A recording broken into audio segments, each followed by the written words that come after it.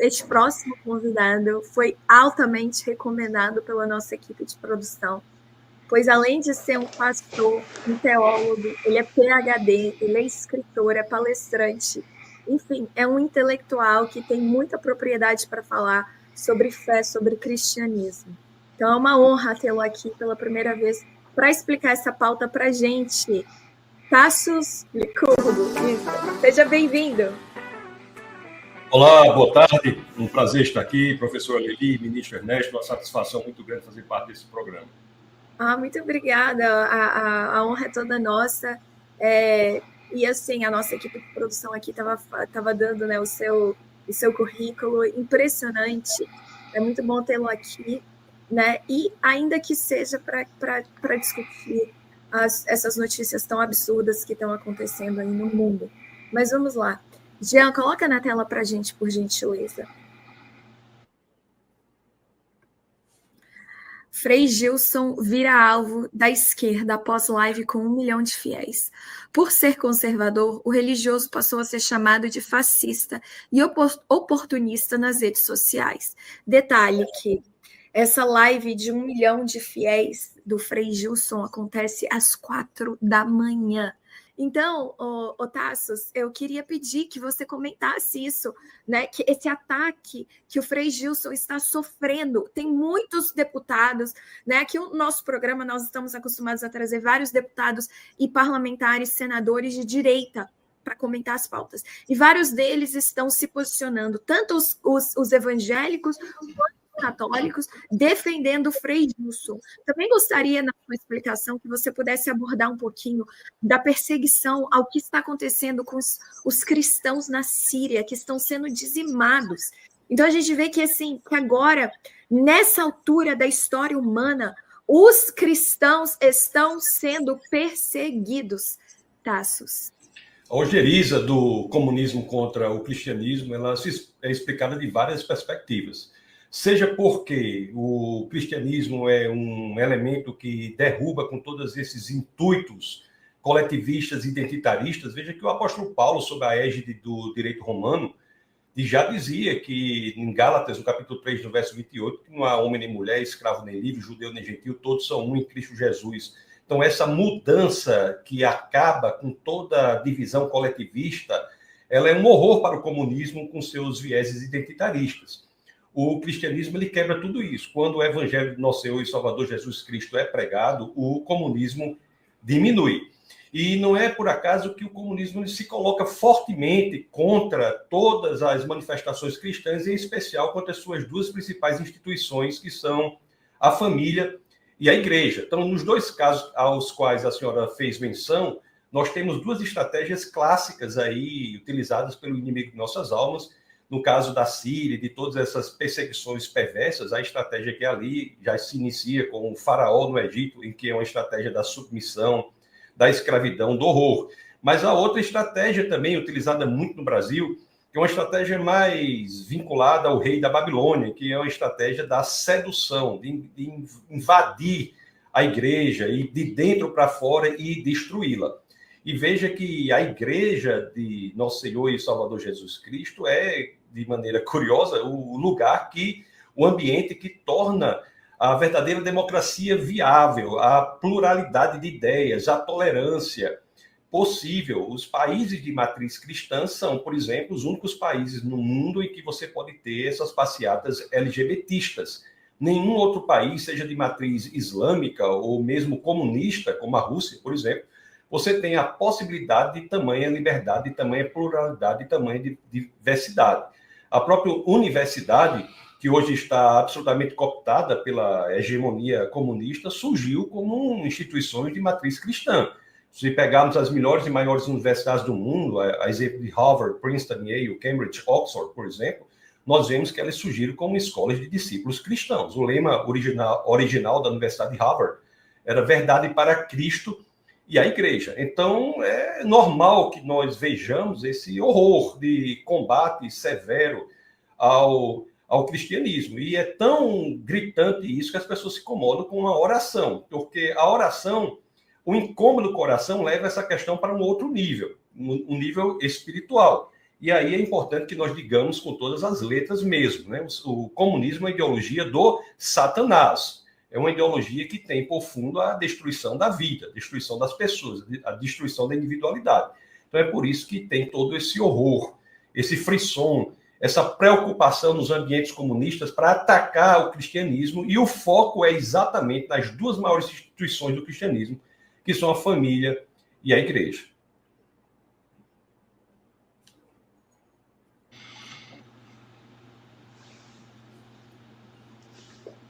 Excelente explicação, Tassos. É exatamente o que o professor Olavo costumava falar, né, ministro? Que a única força capaz de fazer frente ao comunismo não é o capitalismo, é o cristianismo, né? O cristianismo, por isso que eles odeiam tanto o cristianismo. Quantas vezes a palavra liberdade é citada na Bíblia? Quantas vezes Jesus nos deixa alguma lição, né, dizendo que ele veio para nos libertar? E como a liberdade é algo tão precioso, tanto a liberdade, obviamente, do pecado, mas também a liberdade de várias outras amarras aí, sociais que nos prendem, né, ministro Ernesto? Então, o trabalho que esse Frei está desempenhando no Brasil é vital. O nosso país está moralmente falido. Perfeito, Lili. Essa discussão é importantíssima e concordo integralmente com o que o pastor estava mencionando, né? E essa caracterização do cristianismo como a religião da liberdade, isso é fundamental, isso eu citava muito. O pastor me corrige, mas acho que é em Gálatas que está o versículo que diz: foi para a liberdade que o Cristo nos libertou, né? E aparece em sobretudo no Novo Testamento, a ideia da liberdade sempre como uma identidade central, né, do cristianismo. Então, a democracia, se ela não tiver como base, né, a fé cristã, ela se fragiliza. Teoricamente, não, você pode ter uma democracia puramente secular, né? Mas o que acontece? Bom, é a ideia da Revolução Francesa.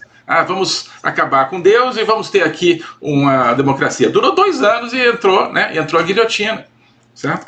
Então, isso acho que é um problema do Ocidente. O Ocidente está se tornando, o Trump tenta reverter isso em parte, mas o Ocidente está se tornando uma terra de totalitarismo, né, e de identitarismo, de comunismo, tudo isso. Por quê? Pelo abandono da sua raiz cristã, pelo abandono da raiz cristã. E o Brasil não pode cair nessa. O Brasil, você falou, é um país cristão. O Brasil acho que é o segundo maior país cristão do mundo, em termos de população, depois dos Estados Unidos, né? Então, esses 2 países têm uma responsabilidade imensa, e esse espírito cristão dos Estados Unidos e Brasil é o nosso principal elo. Não é o comércio, não é o investimento, esse é o elo fundamental, porque é o que está no coração. O comércio você faz aqui, você faz ali, né? E a gente tentava valorizar isso no tempo do governo Bolsonaro. Eu vi alguém comentando aqui embaixo, dizendo assim, Bolsonaro foi o único que citou a perseguição aos cristãos na ONU. E é verdade, foi no discurso de 2020, na Assembleia Geral da ONU, e quem sugeriu ao presidente que falasse disso,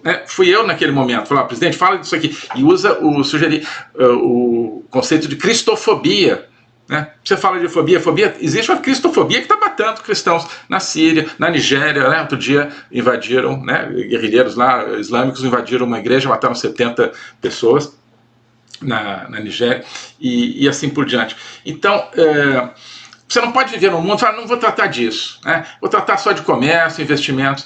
Você perde a alma, né? E eu sempre tentei, então, justamente colocar essa dimensão cristã na política externa. Não pode e tal. Eu me lembro que quando teve esse discurso Estou falando muito aqui, mas eu já vou terminar. Quando teve esse discurso em que o presidente Bolsonaro disse, olha, precisamos tomar cuidado. Ele falou, queremos promover a liberdade religiosa, e nós estávamos na aliança pela liberdade religiosa junto com os Estados Unidos de Trump naquele primeiro mandato, mas temos um ponto específico que é a cristofobia, ou seja, né, o ódio e a matança, inclusive, de cristãos. Precisamos agir nisso. A gente estava com programas de tentar agir nisso. Aí eu lembro que naquele dia o Celso Amorim, que hoje é quem manda aí na política externa do Lula, criticou isso. Não pode falar essa coisa de cristianismo, nas Nações Unidas. Como que não pode? Né? Claro, eles não querem falar porque todo esse projeto comunista de poder, esse projeto globalista de poder, justamente pretende a destruição dessas raízes, porque então as pessoas sem a raiz, digamos, suprassensível da liberdade, ficam apenas com a garantia, digamos, constitucional. A gente está vendo como as garantias constitucionais são rasgadas. E aí você vem, né, numa democracia secular, se expõe à tomada do poder por um esquema totalitário, que é o que está acontecendo no Brasil. Certo? Então, essa discussão me parece fundamental. Isso que o Frei Gilson está fazendo nesse vídeo, por exemplo, me parece fundamental. Também acho que o Brasil só vai se reconstruir quando voltar a assumir essa essência cristã.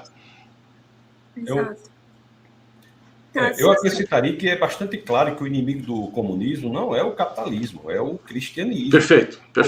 Uma mudança abrupta desde o início. Na Revolução Russa, por exemplo, Stalin já tem uma ação muito mais política do que previa a teoria marxista. Então, gradativamente, você tem uma fuga do plano material econômico para o plano ideológico, o que se dá de maneira radical com Antônio Gramsci, que estava preso sob o regime de Mussolini, quando ele disse claramente a ação é na ideologia. Então, hoje, Rússia e China são países capitalistas. O grande problema da oposição do comunismo é no âmbito ideológico, no âmbito dos valores. O parceiro comercial número 1 do Brasil é a China. Então, a questão é ideológica, a questão é de valor, de destruição, descristianização do Ocidente por meio do ataque às bases que construíram a maior, mais livre e mais próspera civilização já construída na história da humanidade, que foi a civilização ocidental. E isso tem sido feito por vários vieses terríveis. O norte da Europa, por exemplo, eu ia muito à Suécia quando era jovem, o norte da Europa, por exemplo, está sendo destruído pelo Islã, né? Que é uma dessas forças, umas forças globalistas que querem dominar tudo, e o nosso país aqui está sendo atacado fortemente pelo comunismo. Não está sendo dominado pelo Islã, isso aí pouca gente diz, graças às igrejas pentecostais e neopentecostais nas periferias. Perfeito. Se não fossem igrejas pentecostais e neopentecostais nas periferias, com teologias que nós podemos falar sobre aqui, se for o caso, mas queira que não seja, mas são igrejas neopentecostais... Pode falar, pastor, fala. Não são fortes teologicamente, mas são importantíssimas. Sim. Porque estão ocupando os lugares que outras igrejas não ocupam. Isso é muito importante. Para dar uma figura aqui, as igrejas neopentecostais são como, mais ou menos, consertar o avião voando, entendeu? Eles entram e proclamam a palavra de Deus ali naquele lugar, naquela região, independentemente de qualquer coisa. Então, assim, nós estamos em guerra. O que as pessoas não estão notando é isso. Nós estamos em guerra. Eu viajo muito para todo canto, eu vejo pessoas que são boas, pessoas cristãs, homens dedicados com seus filhos absolutamente em caminhos diversos do que eles gostariam, porque foram cooptados por esse movimento satânico do comunismo, principalmente nos ambientes de formação, universidades e escola. Nós temos as igrejas têm que voltar a ensinar a ler. Você veja que hoje em dia nas escolas não se aprende a ler. A escola hoje, nós inventamos a impressionante instituição da escola, que é inservível para ensinar a ler, escrever e fazer conta.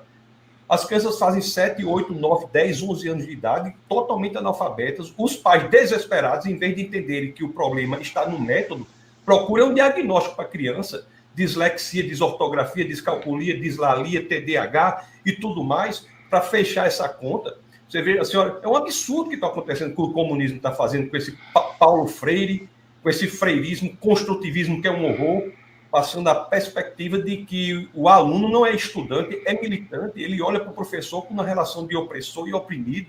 A Igreja do Senhor é o lugar que tem que romper tudo isso. E outra coisa, perseguição para o cristianismo é algo esperado. Nós temos que ter essa percepção também. Se você é cristão e não sofre algum tipo de perseguição em razão da sua fé, é bom que você reavalie a sua saúde espiritual.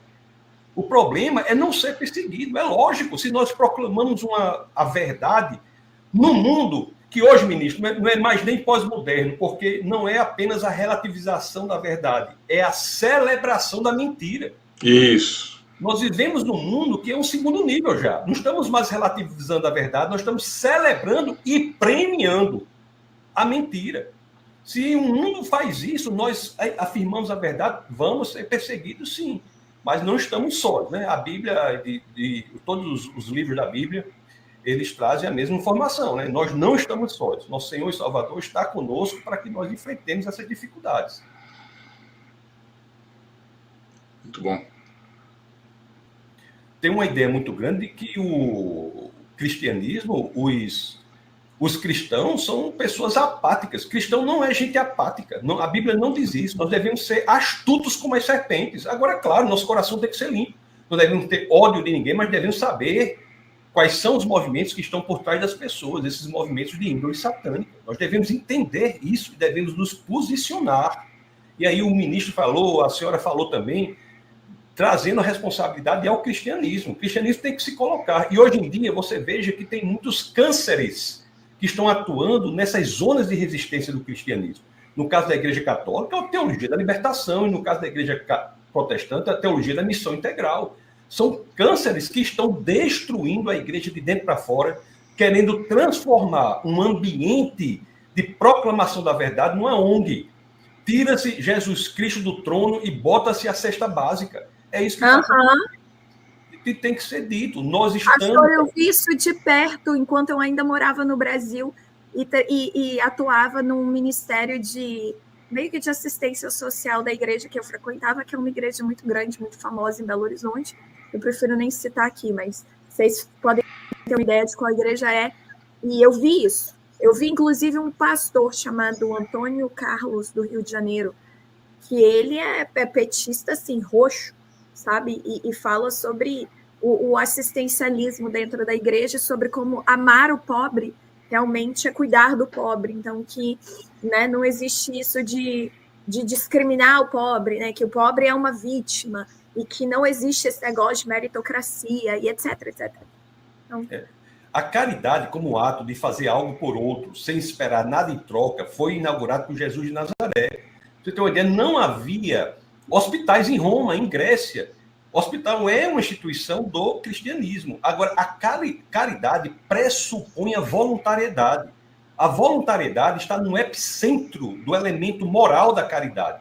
Não existe caridade que seja você extirpar, furtar, confiscar a propriedade de alguém e dizer que a pessoa tem que ser caridosa por ser roubado.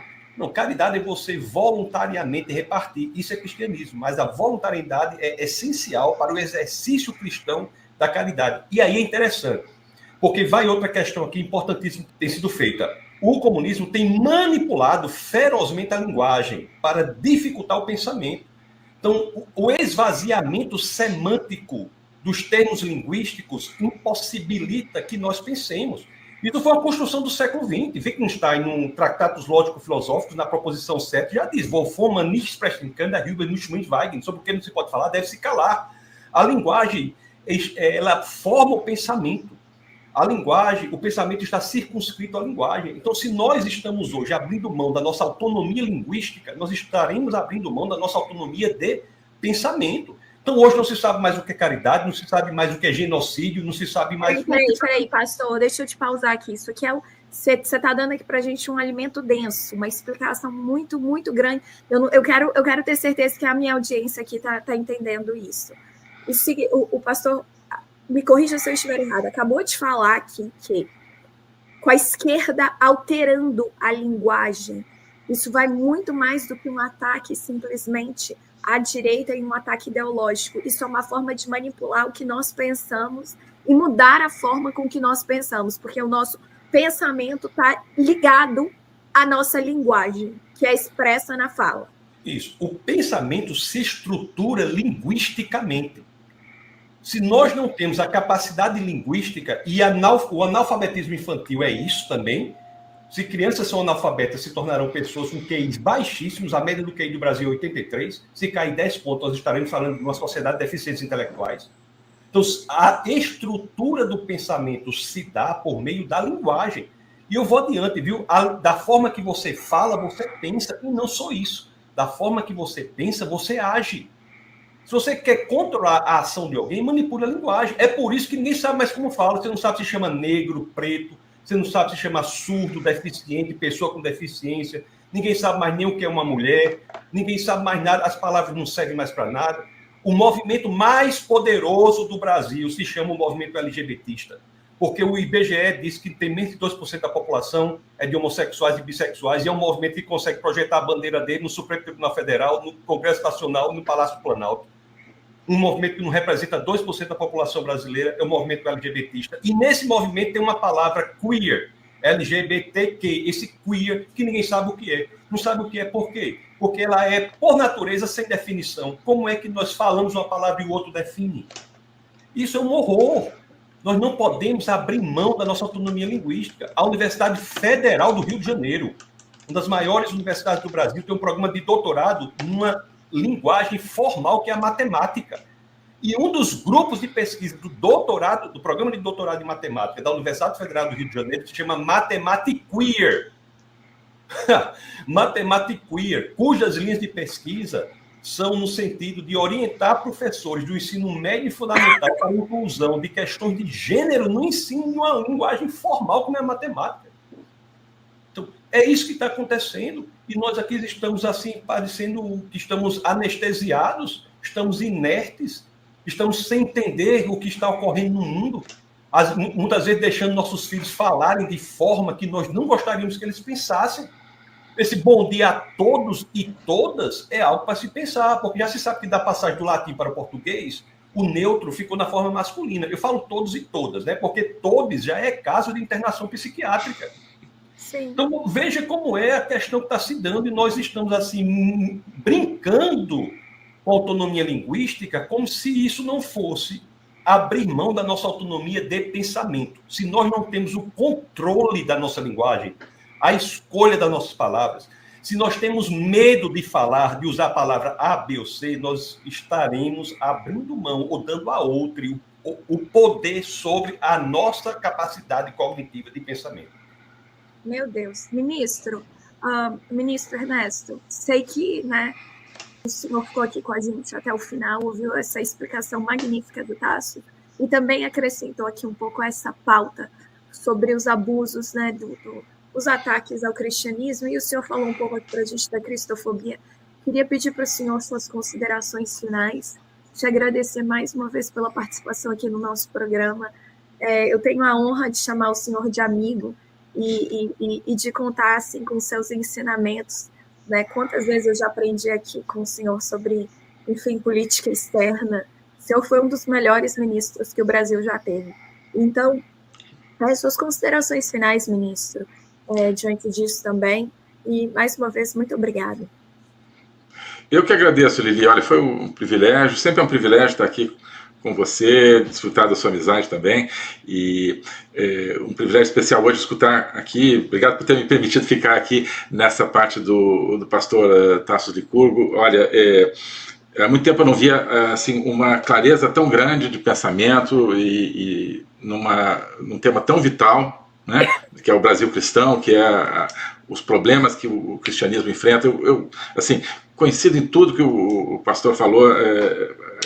Aprendi muito aqui em termos dessa conceituação com a qual eu convivo completamente. Realmente foi uma participação, enfim, excelente, me pareceu, e novamente obrigado por ter me permitido ficar também aqui nessa parte.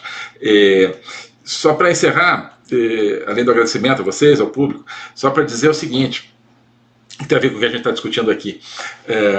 Ontem eu estava fazendo a minha live semanal, né, e eu comecei falando, era para falar de geopolítica, Trump, e Putin, Rússia, Ucrânia e tal, mas eu falei assim, olha, a gente está precisando de iluminação para entender tudo isso, e eu comecei citando, acho que é João 8,12, né, eu sou a luz do mundo, diz Jesus, né, eu sou a luz do mundo, aí que está a luz. Né? Depois fiz mais umas considerações ali sobre esse capítulo de João, que é onde está João 8,32, mas o capítulo inteiro, como a Bíblia inteira, merece ser lida, né? Mas aí tinha alguém que falou assim, não estou aqui para ouvir falar de teologia, não, eu queria que você falasse de geopolítica, você não está falando de geopolítica, alguém ali no chat.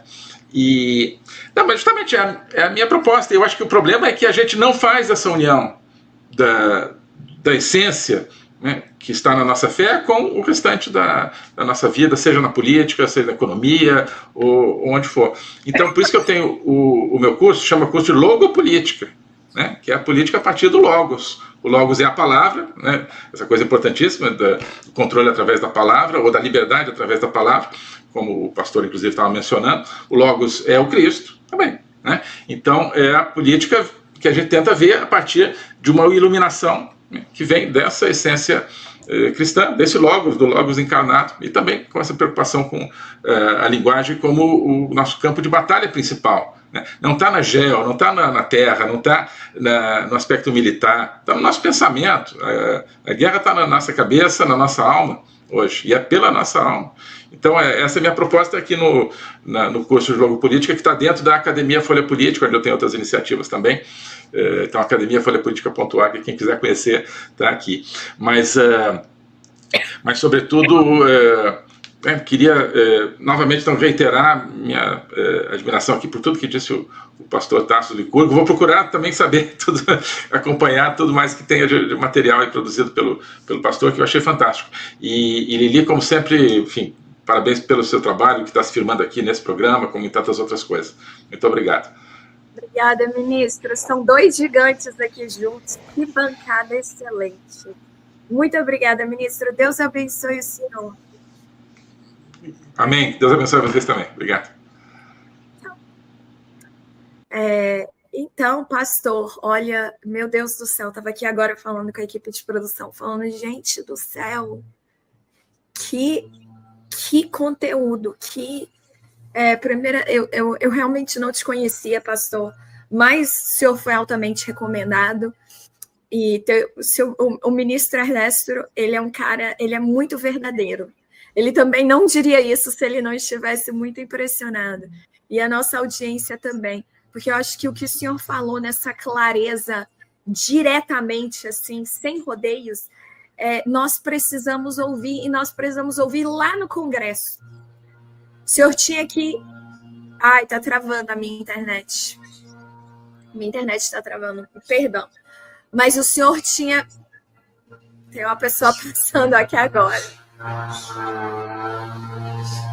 Desculpa, audiência. Desculpa, gente. Ele já vai sair. Nós precisaríamos de ouvir isso lá em Brasília, pastor. Porque os nossos parlamentares estão lá travando guerras.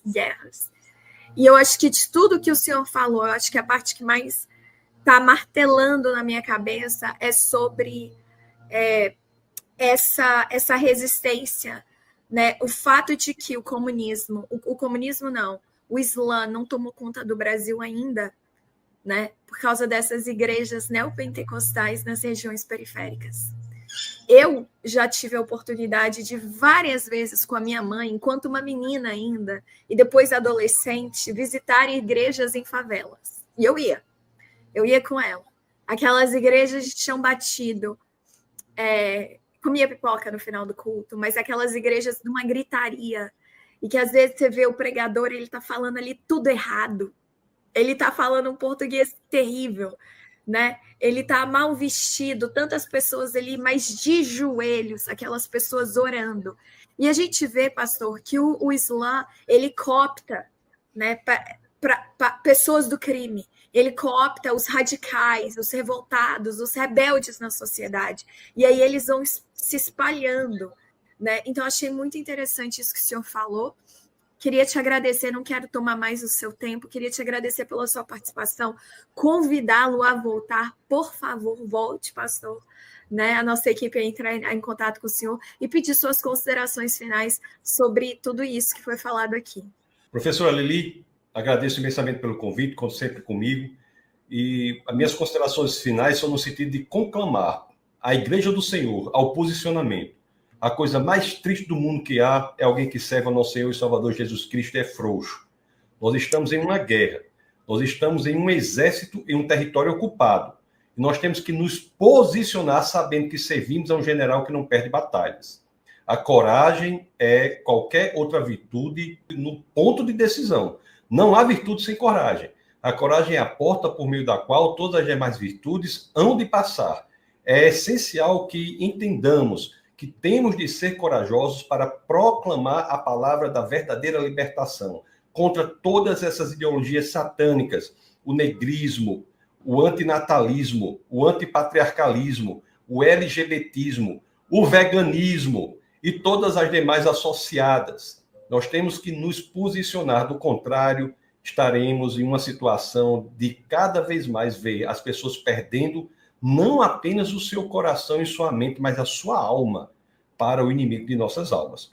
Quem quiser me seguir, se a senhora me permitir, Claro. meu Instagram é Tassos Licurgo, você coloca lá Tassos Licurgo, e tem muitos desses temas que estão abordados no Instagram e no YouTube também. Então, que Deus abençoe a senhora poderosamente nesse seu programa, e conforme eu já falei, conte comigo para o que for preciso. Amém. Muito obrigada, pastor. Com certeza teremos o senhor aqui outras vezes, né? Também, se o senhor puder, para comentar outras pautas semelhantes a essa. E nós falamos disso que o senhor falou aqui o tempo todo, posicionamento, né? O tempo todo nós nos levantamos para falar assim, não ao aborto, não às drogas, não à hipersexualização, não a tudo isso, nós não aceitamos. Então, com certeza, muito obrigada, viu, pastor? Deus abençoe o senhor, até breve. Tchau. Gente, que programa maravilhoso, hein? Que forma incrível para terminar o nosso programa aqui com o pastor Tassos Licurgo, chamando a Igreja de Cristo a um posicionamento.